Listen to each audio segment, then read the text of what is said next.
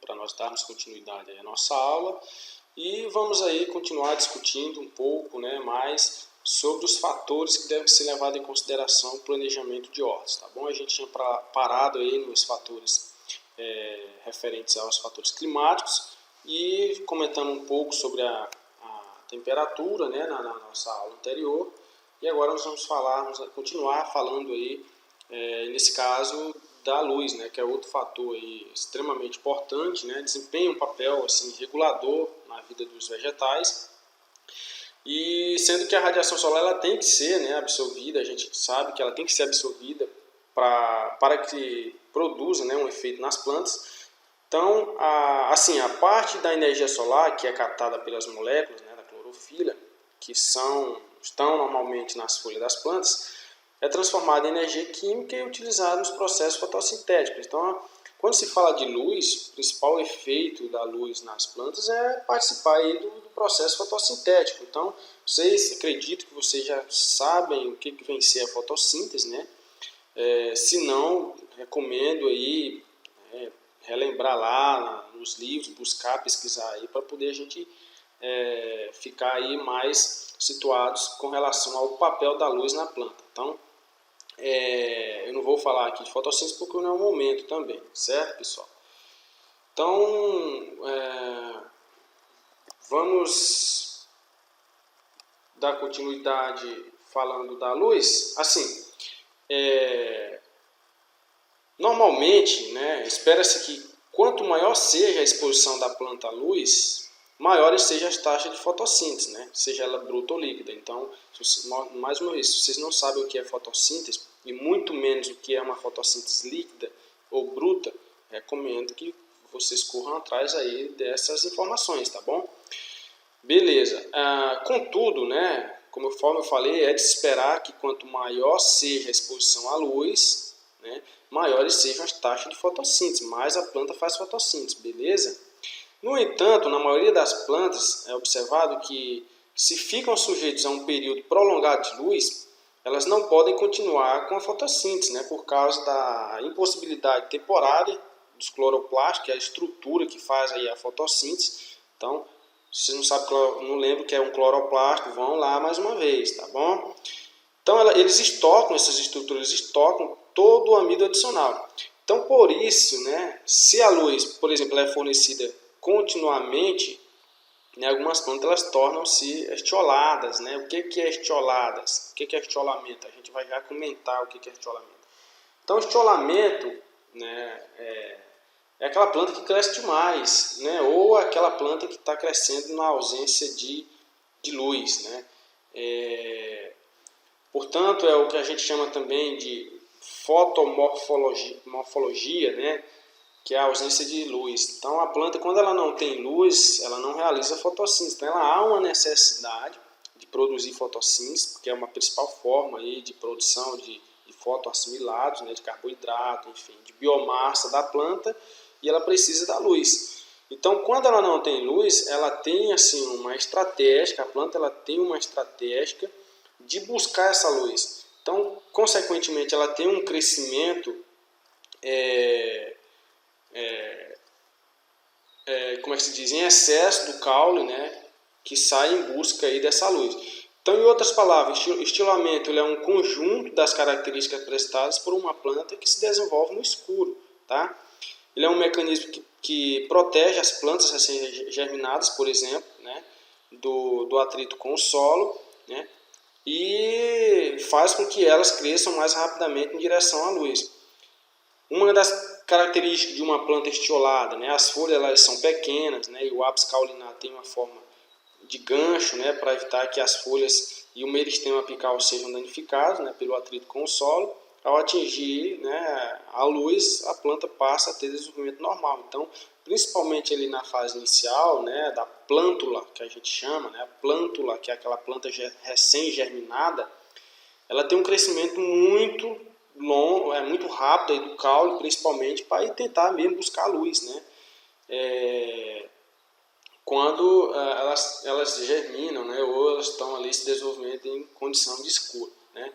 Por quê? Porque a planta, como eu falei, ela precisa fazer fotossíntese, né? A clorofila, ela se desenvolve e só funciona com a presença da luz. Então aqui, se a gente pegarmos essa imagem aqui, ó, por exemplo, figura A e B, aqui na figura B é uma planta normal, que está germinando, né, e se desenvolvendo na presença de luz. Então a planta ela consegue fazer fotossíntese, porque está conseguindo absorver luz. Já nesse lado é uma planta, por exemplo, que está crescendo e germinando na condição que tem sombra ou ausência de luz. Nesse caso, a planta ela tem uma estratégia de crescer rapidamente em busca dessa luz, porque ela sabe que ela precisa, né, continuar seus processos químicos e fisiológicos e que é dependente aí do processo fotossintético. Então ela precisa da luz. Então é isso. Qual que é o problema quando isso acontece? Quando você não fornece ou dá a condição da planta absorver luz. E esse talo ele cresce demais, né? A planta ela forma muito talo, ela fica muito comprida. Consequentemente, né, em um futuro aí breve, ela vai tombar, porque esse talo ele não formou da forma que era para ser formado, né? Os tecidos não se lignificaram e ela vai tombar, né? Quando ela tomba, aí pronto, aí você já viu, já comprometeu, né, o ciclo produtivo aí, ou melhor, a fase, né, de desenvolvimento da cultura, tá bom? Então é isso, pessoal. Um dos principais problemas que a gente tem aí por conta da luz, ou melhor, por falta da luz, é o estiolamento, certo? Bom, outro fator climático extremamente importante aí é a umidade. Isso aqui todo mundo está de acordo, né? A água, hoje não tem como produzir sem água, né? De forma alguma. Então, de todas as substâncias absorvidas pela planta, é a água aí a necessária, né, em maior quantidade, principalmente por ser o seu constituinte aí mais abundante e algumas vezes correspondendo até quase 100% do seu peso total, né, como é o caso das folhosas, em especial aí o alface, né. Além disso, a alga ela é também um solvente no qual os minerais, né, e as outras substâncias do solo são dissolvidos e transportados para dentro da planta. Então, não adianta você adubar uma planta, por exemplo, sem ter água lá no solo. Porque como que a planta absorve os nutrientes? É através da água. Então, pode até ter nutrientes lá no solo, mas se não tiver água, a planta não absorve.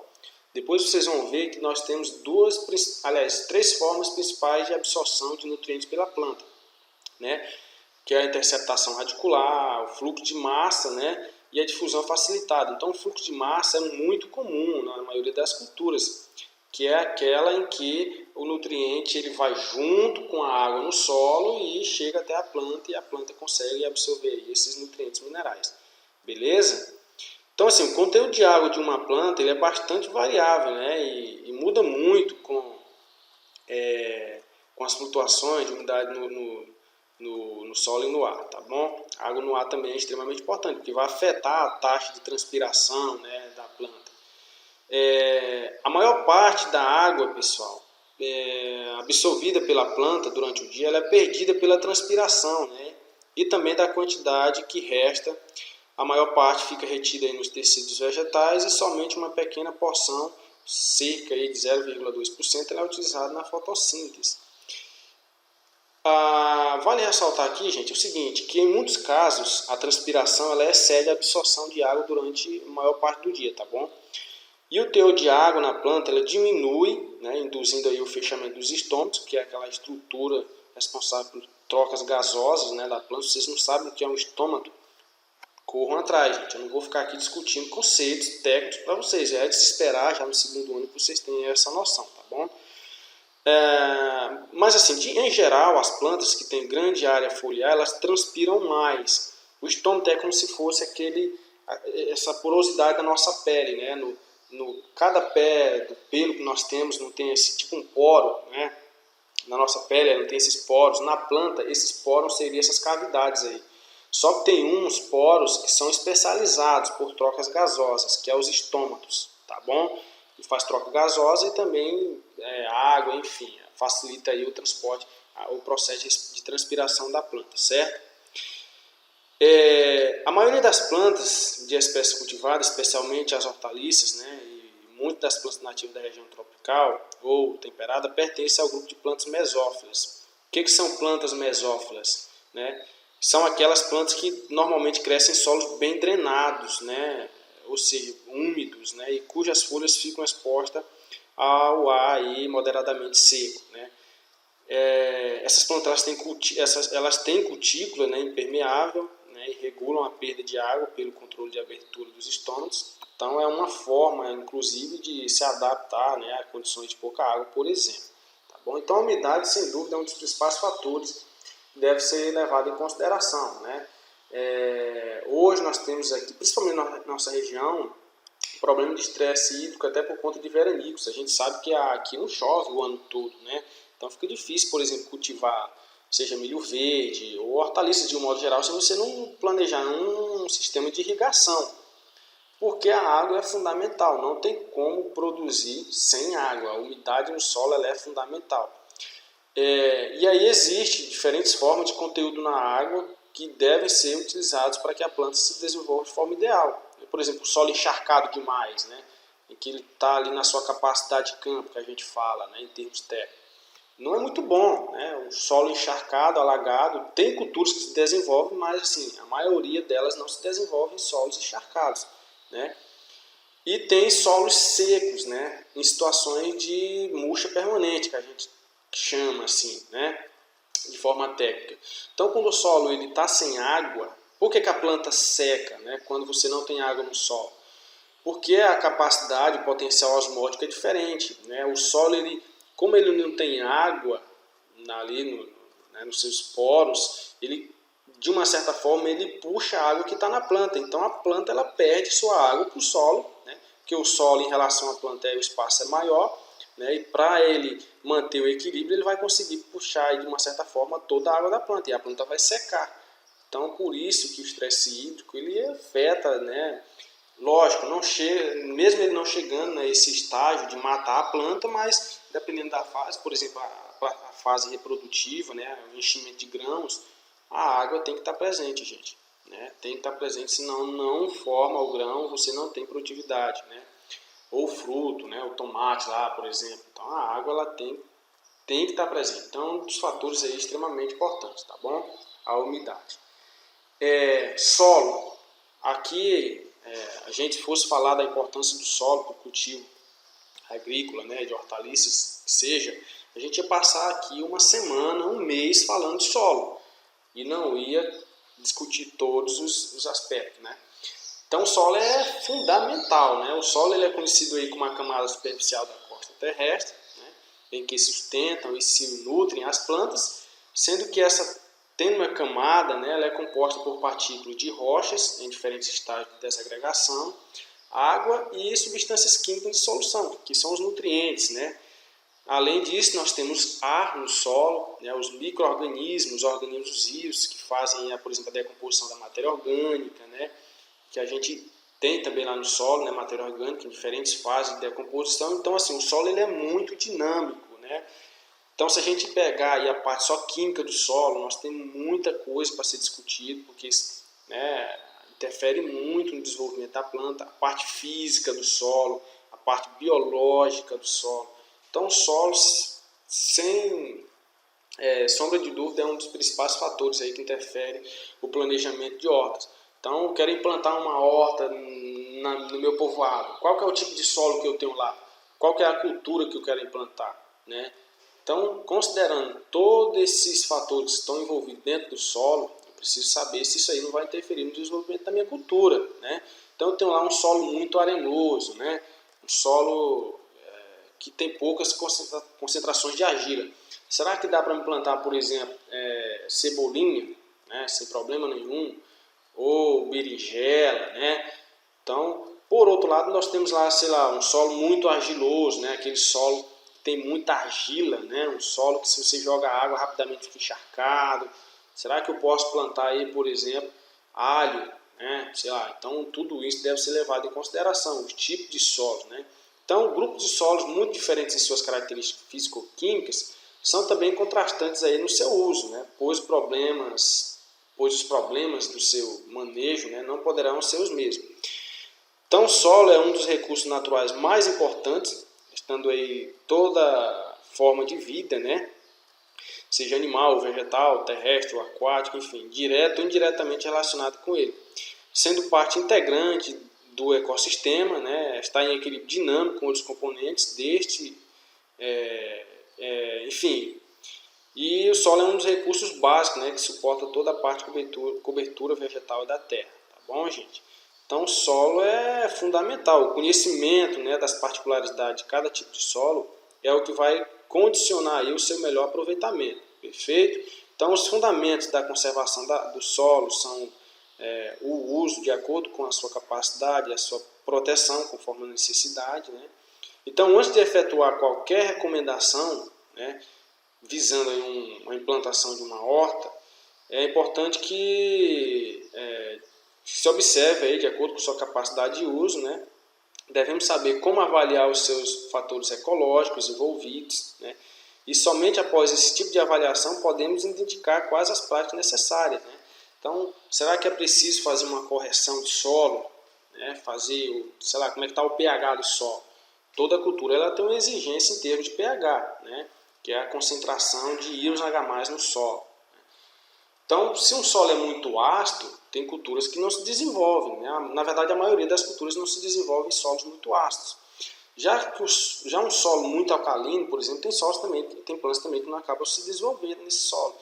Então, o primeiro passo é determinar o tipo de solo, qual a hortaliça que eu vou trabalhar, né? Se pegar, por exemplo, as solanáceas, de um modo geral, né? O tomate, a pimenta, a berinjela, né? O jiló, que são as principais solanáceas que nós temos na região, que podem ser cultivadas na região, ela tem uma exigência de pH, tem uma exigência de saturação por base, né, que é a teor de nutrientes como cálcio, né, magnésio, potássio. Então tudo isso deve ser levado em consideração. Não é simplesmente chegar na área lá e decidir que vai plantar uma tal cultura, precisa conhecer o tipo de solo, beleza? Então depois, quando a gente ia trabalhando algumas culturas específicas, a gente vai detalhar mais aí algumas coisas no que diz respeito a essa parte de solo, perfeito? Então, continuando. Outro fator importante, né, aqui é a escolha da espécie, né, ou das cultivares. Esse aqui é sem dúvida assim, extremamente importante, tá, gente? Quando você vai implantar uma horta, dentro de um planejamento de horta, isso aqui não pode faltar, tá? Assim, com o emprego de tecnologias, né, adequadas, com o advento aí de máquinas agrícolas, né, novas áreas foram rapidamente ocupadas para a produção agrícola, ou produção de hortaliças.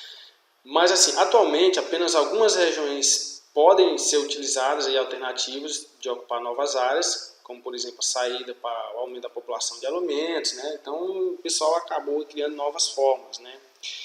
Mas sabe-se também que mesmo nessas áreas, né, com o exemplo por exemplo, da região do Cerrado brasileiro, não há mais, não mais representam aí fronteiras, pelo contrário, né, estão se tornando em regiões de intensa exploração agrícola, né? Hoje a gente consegue produzir aí em grande escala no Cerrado brasileiro, conforme o emprego de novas tecnologias que foram surgindo, né?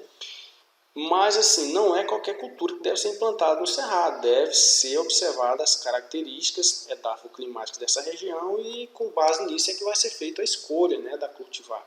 Então a escolha das espécies, né, elas devem ser cultivadas em uma horta, ela depende da preferência, entre outros fatores, das exigências climáticas, conforme eu falei, deve ser levado em consideração também a preferência do consumidor, né, e os preços do mercado. Então, por exemplo, falei lá da hortaliças, lá no início, né,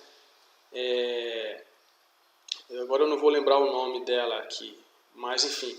Mas se a gente pegar aí uma hortaliça que não é muito consumida aqui na nossa região, por exemplo, alho poró, né, aqui no nossa região aqui.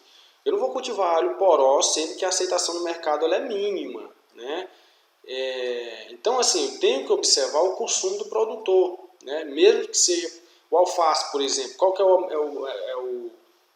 o cultivar mais aceitado no mercado? É o americano, né? O cultivar manteiga, enfim, qual que é? Eu preciso ver a aceitação do mercado para me determinar a escolha, né? O preço de mercado também, né? Às vezes, se o produto é muito barato, às vezes não compensa plantar, porque eu vou ter custos, vou ter gastos, a gente vai já entrar nessa parte de custo também. Então, a escolha da cultivar a ser implantado numa horta, ela leva muito em consideração isso aí, né? Eu falei lá do repolho.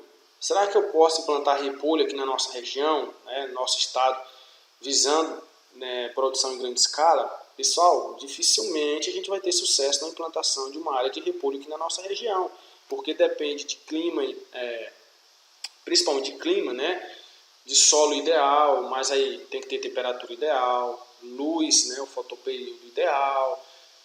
Então aqui na nossa região produzir repolho fica complicado. Então são esses os fatores que determinam aí a escolha da cultivar, né?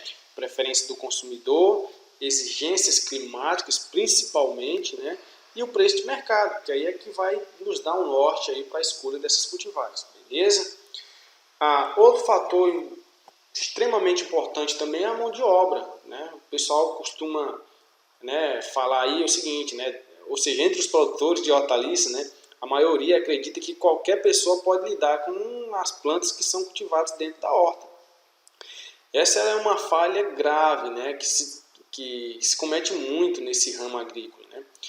A mão de obra, pessoal, que deve ser utilizada, ela tem que ser especializada. Ou seja, a pessoa, não é que deve ser um especialista, mas a pessoa ela deve ter aí, no mínimo, os conhecimentos básicos, né, sobre as principais espécies de hortaliças, né, em que vai se desenvolver o seu trabalho, né? Então, por isso, deve saber a forma de propagação, a profundidade de semeadura, conhecer as plantas nos diferentes estágios de crescimento, inclusive, né, dos índices de colheita, né? Então, esses conhecimentos eles podem ser atribuídos na literatura ou através do curso de capacitação, lógico, né? Mas há aqueles conhecimentos que se originam aí da experiência, né? Tanto de produtores como de extensionistas, além dos pesquisadores aí que lidam, né, com diferentes espécies de hortaliças, né? Mas também há aqueles conhecimentos empíricos, né, que a gente tem que citar, não tem jeito, né, que são aqueles conhecidos aí, aliás, aqueles conhecimentos obtidos através dos anos, né, em que o trabalhador, principalmente braçal, ele executa, né, o seu trabalho rural, que torna um especialista, né, e que não deve ser descartado, né. Por exemplo, tem produtor que você chega lá, vai falar em plantar milho, por exemplo, ele vai dizer que a lua não está ideal para o plantio de milho. Então esse conhecimento ele não deve ser descartado. É conhecimento empírico? Mas por algum motivo, né, conforme nas observações que ele tem feito nos últimos anos, ele acha que numa determinada fase lá da lua não é o mais ideal para fazer o plantio do milho, tá bom? Então, assim, a mão de obra ela é fundamental, gente, ela é fundamental. E vocês, como futuros técnicos agrícolas, é o que vai ser o diferencial aí, né? Vai ser uma mão de obra especializada, né? Seja na comunidade de vocês, seja no mercado, né? E futuramente, sei lá, onde vocês forem atuar, vocês vão ser uma mão de obra especializada. Então, não é porque é horta, principalmente vai trabalhar com oleracéas, né? A parte de hortaliças folhosas, que não precisa ter conhecimento. Precisa ter conhecimento técnico, precisa ter conhecimento de experiência, de vivência. E esse aqui é o diferencial. Então, mão de obra faz toda a diferença, tá bom? Bom, outro fator que deve ser levado em consideração é o planejamento aí. Aliás, deve ser levado em consideração no planejamento é o recurso financeiro, né? Então, há de se esperar, lógico, né, que para formar uma horta, implantar uma horta, né, e posterior condução dessa horta, há necessidade de obter recursos financeiros, né, seja eles próprios ou financiados, tá, e que cubram os gastos a serem feitos, né. Então, nós temos aí basicamente dois tipos de custos ou gastos que vão ser feitos na implantação e condução de uma horta, que são os custos fixos, que são aqueles custos, né, ou gastos feitos, por exemplo, com a compra de terra, com a construção de benfeitorias, né, compra de equipamentos, maquinários, né, enfim, principalmente sistema de irrigação. Então esses são os custos fixos, eles não mudam, todo mês eles vão existir, né, conta de energia, enfim, salário lá do funcionário. Então, pessoal, os custos fixos são esses, independente se você vai produzir muito ou pouco, esses custos eles vão existir. Você comprou lá, por exemplo, uma máquina, né? Você vai ter que pagar essa máquina. Então, se você produzir pouco ou muito, isso não importa. O que importa é que você vai ter que pagar essa máquina. Por isso que a gente chama custos fixos. Ele não depende exclusivamente do fluxo de produção. Ele não acompanha o fluxo de produção, tá bom? Então, independentemente do que você produz lá na sua área, se vai ser muito, médio ou pouco, esses custos eles vão existir. Tá bom? Por outro lado, nós temos aqueles custos que a gente chama de custos variáveis, né? Ou seja, o produtor de hortaliça ele também vai precisar de recursos para comprar, por exemplo, insumos como calcário, né, adubo, produtos fitossanitários, né, inseticidas, né, ou para pagar mão de obra, o diarista, né, necessário para a implantação e condução das culturas. Então, assim, como o custo de cada cultura ele é diferente, inclusive, né, pode ser dependente do local e da época de produção, eles variam, tá? Então a gente chama esses gastos, né, de custos variáveis, porque eles variam de acordo com a cultura que é implantada, o tamanho da área, né, o nível tecnológico que é implantado, tá bom? Então esses custos ele acompanham o fluxo de produção, né? Você tem lá 1 hectare de milho, por exemplo, você quer aumentar a sua produtividade. Como que eu vou aumentar a minha produtividade? Aplicando adubo, então vai ser um gasto a mais, né? Vou aplicar fertilizantes foliar, vai ser um gasto a mais, né? Normalmente eu fazia só 4 controles de plantas, né? 4 capinas, vou fazer 5, vai ser um gasto a mais, né? Então assim, tudo aquilo que eu gasto, né, para aumentar a minha produção ou esses gastos acompanham o fluxo de produção, a gente chama de custos variáveis. Tá bom, pessoal? Então ele vai depender aí, lógico, e vai acompanhar o fluxo de produção. Beleza? Então, recapitulando, nós temos 2 tipos de custos. Custos fixos e os custos variáveis. Os custos fixos são aqueles que não vai mudar, independente do que você vai estar produzindo. Já os custos variáveis, ele muda, né? Se você não comprar adubo, você não vai ter custo, mas também você vai interferir sua produtividade, tá? Se eu não corrigir minha área, não aplicar calcário na minha área, eu não vou ter custo, mas eu vou ter um efeito diferente na minha produção, tá? Se eu não pagar a mão de obra para colher, eu não vou ter custo, mas em consideração eu vou ter atraso na colheita, minha produtividade, né? O meu produto vai perder qualidade. Então, assim, os custos fixos eles acompanham o fluxo de produtividade. Beleza, pessoal? Então, assim, hoje a gente vai fechando por aqui, tá? A gente falou aí, portanto, das classificações de hortaliças na nossa primeira parte da aula, por tipos de horta, e aqui na nossa segunda aula a gente comentou aí dos fatores que devem ser levados em consideração no planejamento de horta, né? Na implantação de uma horta. Eu espero que vocês tenham entendido.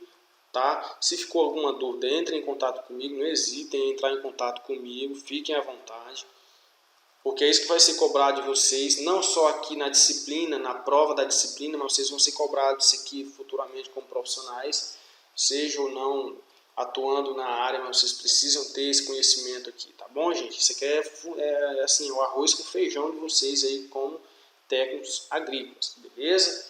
Então, sem mais, eu quero agradecer aí a participação de vocês, a atenção de vocês, ou pelo menos de quem chegou até aqui no final da aula. E na próxima aula aí a gente dá continuidade ao nosso conteúdo, tá bom? Então estudem, vou mandar um material de apoio para vocês. E aí vocês conseguem, se preferirem aí, né, conseguir outros materiais para aprofundar. Então é isso aí, pessoal. Se preparem. Sei que não está fácil, mas força que a gente vai conseguir, tá bom? Então espero vocês aí na próxima aula. Estudem e forte abraço a todos.